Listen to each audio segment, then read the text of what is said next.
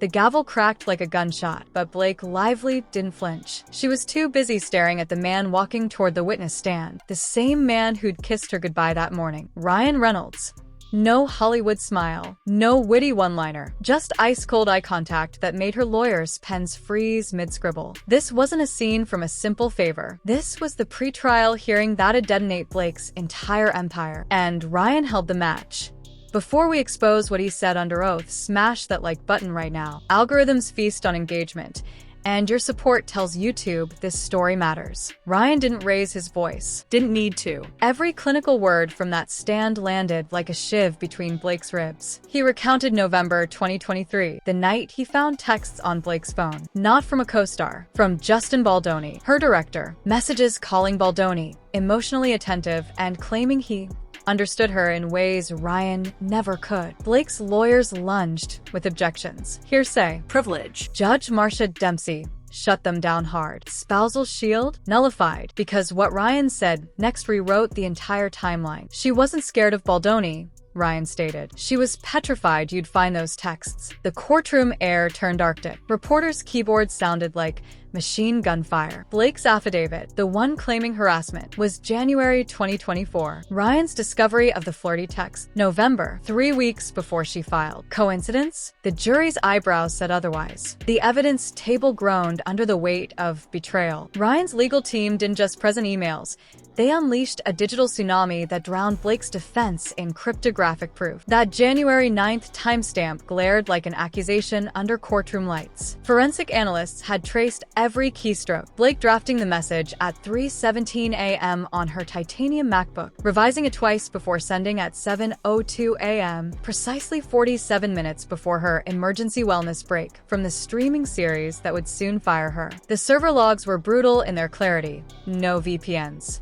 No remote access, just Blake's verified device in their Tribeca penthouse, transmitting those career-ending words to Stephanie Jones' encrypted work account. If Justin leaks this, I'm finished. Own the narrative like Amber did with Depp. The projector magnified the sentence until the letters seemed to bleed into the wood-paneled walls. Blake's breath hitched, a barely audible gasp drowned out by a juror's coffee cup shattering on marble. In that chaos, Baldoni's lawyer remained statue still, but his paralegal's pen tore through a legal pad. Metadata didn't just verify, it painted a fresco of premeditation. Geolocation pings placed Blake at home. Wi-Fi logs confirmed zero external tampering. Even her typing speed, 73 words per minute, consistent with her email habits, became damning evidence. The timestamp was the guillotine blade, 4 days before legal papers were filed. 4 dawns where Blake orchestrated Baldoni's trial by media while he vacationed unaware in Tuscany. Judge Dempsey's glasses slid down her nose as she reread Exhibit 12. Blake's lead attorney started to object, then crumpled into his seat like a marionette with cut strings. The horror wasn't just the Amber Heard strategy reference, it was the surgical precision. Blake had researched Heard's 2022 trial metrics, noting when victim sentiment peaked. She'd bookmarked PR studies on accusation-first tactics. This wasn't panic, it was a masterclass in reputation arson. And Reynolds, the man who'd kissed her forehead that morning, had just handed the opposition the matches. Hollywood's guillotine dropped with velvet silence. Disney's production adjustments. Email hit Ryan's phone before his driver merged onto the FDR drive, a 19-word corporate death sentence. Inside Burbank Studios, editors were already scrubbing Deadpool 3 of Ryan's presence. His locker on stage 4? Emptied. His personalized chair?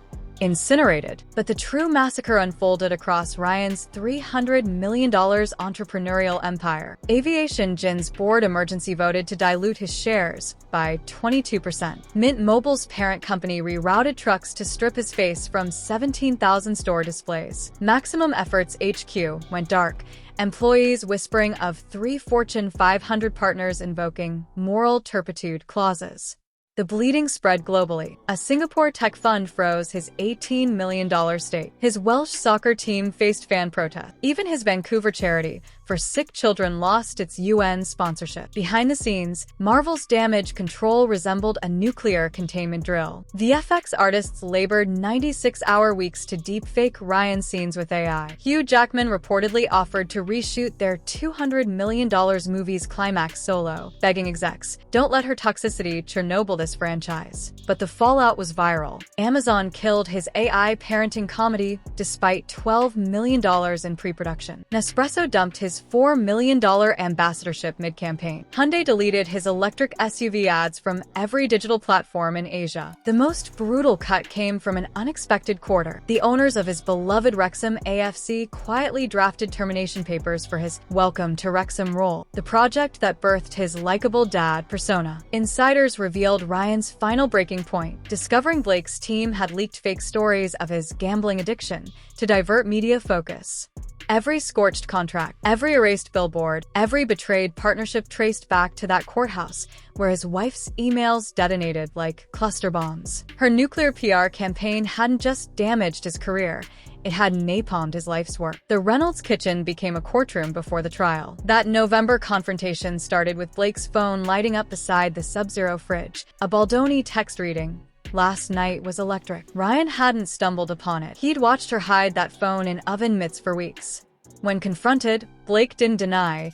She deployed corporate-grade deflection. Industry banter was phase 1. You wouldn't understand director-actor dynamics was phase 2. But Ryan's tech-savvy, honed through Mint Mobile's acquisition, detected the gaslighting. He'd screenshot every exchange, even recovering deleted messages via iCloud backups. Her pivot to offense was chillingly professional. "If this explodes," she stated while loading the Miele dishwasher, "I go public first. Frame it my way before Baldoni speaks." Ryan later testified her pupils didn't dilate, a physiological tell of deception. In the following weeks, Blake's crisis playbook unfolded with military precision. She hired Lighthouse PR without consulting him, paying their $200,000 retainer from their joint account. She documented panic attacks in a Smythson diary that accidentally appeared in paparazzi shots. The performance crescendoed on January 17th. TMZ's exclusive photos of Blake sobbing outside her therapist's office, cashmere loungewear artfully rumpled, Visine-enhanced tears glistening. Ryan's testimony turned this farce grotesque. Security logs proved Blake called the paparazzi tip line at 10:03 a.m. Her assistant purchased tear gel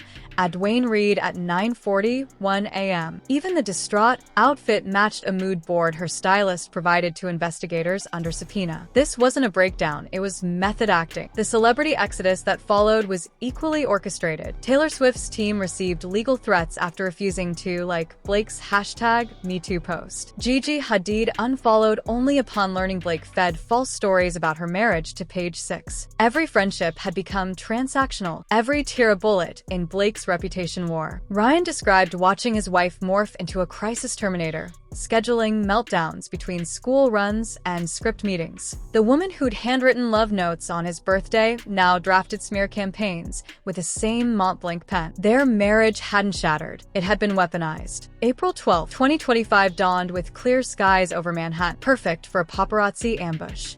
At the $54,000 per year Constance Ballard School, a gossip girl in joke now turned sick. 3 unfamiliar photographers breached security perimeters. Security footage later showed Frank DeLuca cornering kindergarten teacher Ms. Harrison against her Prius, hissing, "What time do the Reynolds girls eat lunch? I need their crying faces when mommy loses custody." Ryan's bodyguard intercepted him, but not before his 7-year-old whispered, "Daddy, is that man going to make me sad like mommy?" That question became Ryan's Rubicon. His deposition described a sleepless night reviewing footage tracing DeLuca to a shell company owned by Blake's PR firm's cousin. The horrific epiphany. Blake's paid narrative engineers were now weaponizing their children. His voice cracked, not recounting infidelities, but describing his daughter's nightmare about camera monsters eating her smile. The school incident exposed Blake's fatal miscalculation. In manufacturing victimhood, she'd sacrificed their family's safety. Ryan discovered she'd approved candid backyard photos of the kids during the scandal's peak, images earning her $300,000 from People magazine. The parental boundary wasn't crossed, it was auctioned. His testimony timing was tactical, delivered hours before Blake's planned, exhausted mother photo shoot. The courtroom became his fortress. Every revelation a moat protecting his children. When he growled, "Silence wasn't protecting my kids," he referenced Blake's NDAs forcing nannies into truth embargoes. This grenade didn't just wound Blake's case.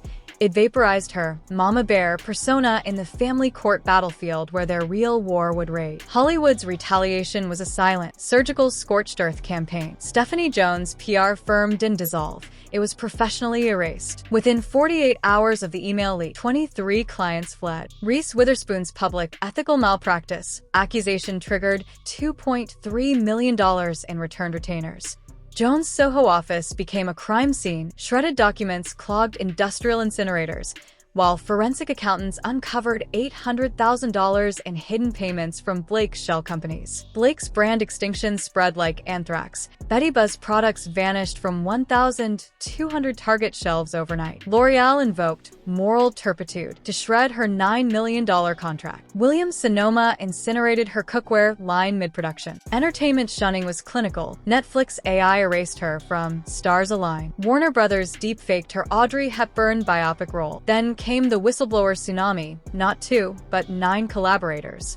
A Gossip Girl. Grip testified Blake had a background actor fired for looking like my stalker. A Rhythm Section stunt coordinator produced emails showing she falsified inappropriate touching claims after he criticized her training. Baldoni's lawyers weaponized this into a pattern of predatory manipulation, introducing a timeline proving Blake deployed discomfort claims during contract negotiations or bad reviews. The death blow? A 2023 email to her agent. Remind that studio had I know about his Bali incident, or I'll Amber Heard his career. Blake's legal team's bench trial plea wasn't strategy, it was surrender. Their terror was palpable. A public jury dissecting her emails would be a live-streamed execution. Every alliance, every endorsement, every professional thread now hung between terminated and radioactive. The industry wasn't canceling Blake Lively, it was conducting a cultural exorcism. If Ryan's testimony feels like betrayal, consider the forensic autopsy of their collapse. Blake didn't just light the fire, she engineered the accelerant. Every leaked text, every staged tear, every legal threat was another chemical in the bomb. Ryan's courtroom appearance wasn't the detonation, it was the emergency shutdown of a reactor core melting down. Her fatal flaw?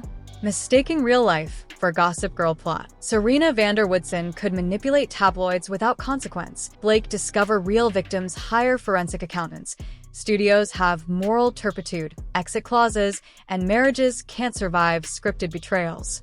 When paparazzi crossed the children's safety line, Blake's victim narrative mutated into predator behavior. Ryan's choice wasn't loyalty versus betrayal, it was complicity versus custody. The emails revealed more than deception. They exposed empathy weaponized into a branding tool. She hadn't hijacked feminism, she'd strip-mined trauma aesthetics, hollowing real survivors' pain for profit. That's why A-listers vanished. They recognized the contagion risk to their own activism brands. What remains isn't just a marriage in rubble, it's a cautionary blueprint for digital age downfall. Google Blake Lively now and Amber Heard strategy autocompletes. Casting directors whisper about Lively insurance premiums. Ryan's survival cost him franchises, but Blake's cost her existence in the cultural narrative. Final brutal truth? Hollywood forgives affairs, addiction, even crimes, but annihilates those who treat perception as a toy. Blake played the game like fiction. Ryan testified because for their daughter's future, he needed truth. That chasm between story and reality, that's where empires die. If you're still shocked by Ryan's betrayal, consider this. He didn't torch Blake's career. She doused it in gasoline-striking matches